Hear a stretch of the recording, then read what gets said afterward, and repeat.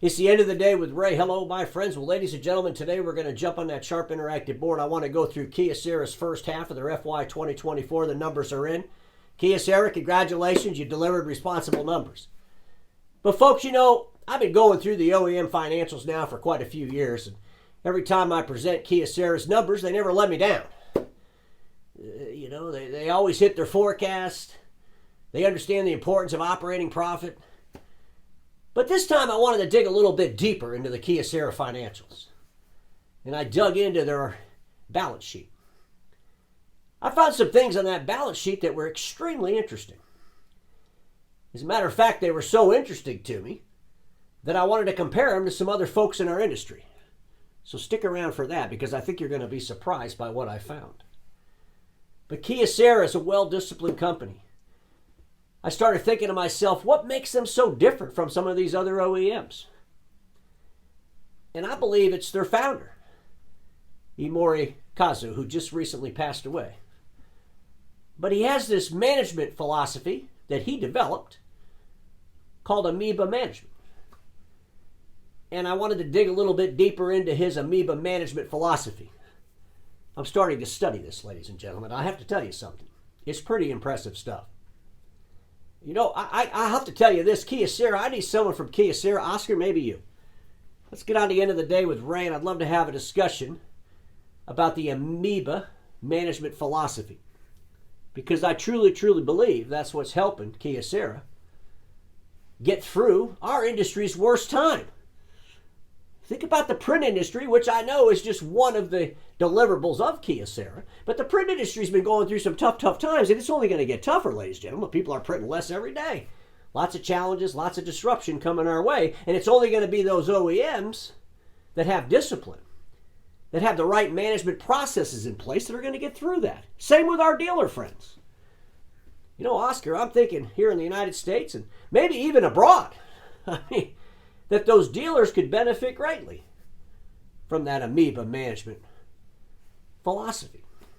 I think Kyocera needs to be more out there around that. They could probably set up seminars and classes on it. You know, think about Kyocera's founder, Imori Kazu. At 77 years old, ladies and gentlemen, he became the CEO of Japan Airlines, an airline that was bankrupt. And he turned it around. At 77 years old. There's many companies that use this Amoeba management philosophy, and I really believe it contributes to Kyocera's success. So without any further ado, let's jump on that Sharp board and go through these numbers. First thing we want to do is talk about Kyocera's top line revenue. These numbers are for the first half, first quarter, second quarter of Kyocera's FY 2024. Top line revenue for the whole company is $6.6 billion. With an operating profit of $361.5 million, 5.5%. Listen to this, ladies and gentlemen. That 5.5% operating profit, $361.5 million, is $150 million down year over year. Think about this.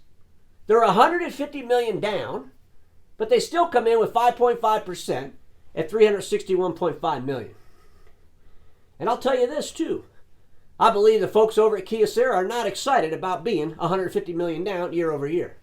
I'll bet you the folks at Kyocera are putting in place processes. They're redefining cost. They're saying to themselves, wow. But at the end of the day, even when it's bad at Kyocera, they come out so much better than many of our OEM friends. Ladies and gentlemen, let's look at that place we call home, the Document Solutions Group. Top line revenue for the first quarter, second quarter, first half of their year is $1.4 billion. Have an operating profit of $129.2 million, or 9.1%. 9.1%. Ladies and gentlemen, compare that to the industry. That's great. When you think about the print business, every day people are printing less than they did the day before. Kyocera has an interesting portfolio of products. You know, wait till they start getting that A4 out in the marketplace in a much bigger way, which I believe they will be doing real soon. Congratulations, Kyocera Document Solutions Group. But let's go to the Kyocera balance sheet. Ladies and gentlemen, I just want to look at a couple of things on this balance sheet. This can kind of get overwhelming. Don't try to read this. These are just my notes. But I wanted to look at their assets, their liabilities, their equity, And I wanted to get a percentage of equity to asset ratio. What's the equity to asset ratio? And when I looked at Kyocera's, it was pretty amazing. Ladies and gentlemen, they got a 78.8% equity to asset ratio. That means that only 21.2% of their assets are encumbered by debt. The other thing I wanted to look at on their assets is the goodwill. What percentage of their assets is goodwill? Because I don't believe it should be over 10. It really should be between 5 and 10%. And at the end of the day, Kyocera's goodwill represents 7% of their total assets. Kyocera's goodwill is at $1.8 billion. Their total assets are at $27.4 billion. Their total equity is $21.6 billion, giving them that 78.8% equity to asset ratio. Ladies and gentlemen, that's strong. That's strong. So I wanted to compare them to another really well-disciplined run OEM. And that OEM is Canon. And tomorrow, actually, I'll do more because I'm going to present the Canon numbers. But let me just share something with you.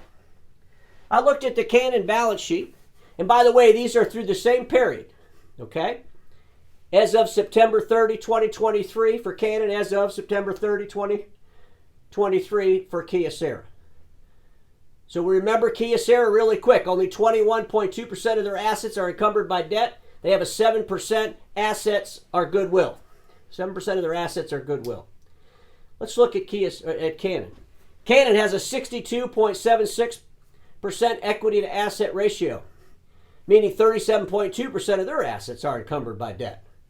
So you can see in Kyocera's case, that's a pretty strong position, even over a very well-run company called Canon. There is one concern I have with Canon's balance sheet, and they have a really high percentage of assets in goodwill. The goodwill percentage of assets is 20%. That's kind of high. And you know, goodwill is an intangible asset. You know, when we see the headlines where so-and-so took an impairment charge against goodwill, well, those impairment charges against goodwill are to bring the goodwill asset in line more with realities. Will we be seeing some kind of an impairment charge coming from Canon pretty soon? We could, because I think 20% is a high number. But overall, 62.76% equity to asset ratio is good. 37.2% of their assets are covered by debt. Kyocera, again, only 21.2%. Ladies and gentlemen, I'm going to compare them to one more OEM, and I know some of you all are going to say, Ray, just leave Conoco alone, but I'm not going to leave Conoco alone. Konica Minolta has been running around our industry, especially here in the United States, constantly bragging about how great they are. They buy every award that's possibly for sale. And at the end of the day, their balance sheet doesn't relate to any of that greatness. So I wanted to do the same exercise with Konica Minolta. This is a scary number, ladies and gentlemen. Konica Minolta, 64.4% of assets are leveraged. Their percentage of equity to asset ratio is 35.86. It's terrible. 64.14% of their assets are leveraged. 20% of their assets are in goodwill. And I'll tell you this, you know, Canon having 20% of their assets in goodwill, I got faith they'll clean that up, fix that. Konica Minolta? Ladies and gentlemen, I think their balance sheet is scary. I think it's real scary. And this is one of the reasons that our industry needs to pay attention to the OEM realities. Not what they publish in ENX magazine or the Imaging Channel magazine. We need to focus on the realities of these OEMs, because it's only going to be those OEMs that have discipline, that don't chase squirrels and hope they can implement the squirrel they catch into their infrastructure, because we saw how terrible that's working out for Konica. Ladies and gentlemen, I just want to pull this chart up here, and Kyocera doesn't tolerate non-profitable businesses, and you know, even in their communications unit, which is part of that entire solutions business, right? You got the communications, the document solutions, where we all live, those friends of mine that sell supply and service print equipment, industrial tools. But even when the communications unit was doing crummy, having issues, it didn't drag down the whole business unit. It didn't drag down the whole company. When you look at the Document Solutions unit, ladies and gentlemen, let me just read you these percentages of operating profit in the Document Solutions group since quarter one of FY 2023 for Kyocera. Here we go. 6.9%, 6.4%, 8.7%, 11.7%, 9%, 10.4% their last quarter. Putting their first half of this year at 9%. Ladies and gentlemen, this is huge. This is discipline. This is paying attention to reality. Let's look at the forecasting. You know, ladies and gentlemen, I find this really interesting. So Kyocera, they're forecasting for the Document Solutions unit, $3.1 billion in top line revenue for their FY 2024. And that's going to give them an operating profit of $341.4 million. Ladies and gentlemen, that's 10.8%. But you know what? The original forecast for the year that they changed halfway through the year was 8.8%. You see, some of the OEMs would have saw the 8.8% that they originally forecast, and they would have said, well, let's just leave it there and try to overachieve. No, Kyocera actually raised it to 10.8%. You know why they did it? I'm convinced why they did it. They did it because they knew if they did that, their leadership would be held accountable. They wouldn't just hope they hit this bigger number. And if they came in at the 8.8, everything would be okay. No, if they come in at the 8.8, what they originally forecast, people are going to get in trouble. Because they set a new goal at 10.8. They raised the bar. Those friends of mine in the industry that refuse to raise the bar and then brag about how everybody gets along and brag about how great they are, but they refuse to raise the bar, guess what? You're not really great. You're status quo at best. Yes, I'm going to compare them again to the forecasting abilities over there at Konica Minolta. Digital workplace, professional print. They want to have a $5.7 billion revenue. They just finished their second quarter over there at Konica. And ladies and gentlemen, they're forecasting a 3.7% operating profit. That's a far cry from 10.8%. Why is that? Why do they keep the bar so low?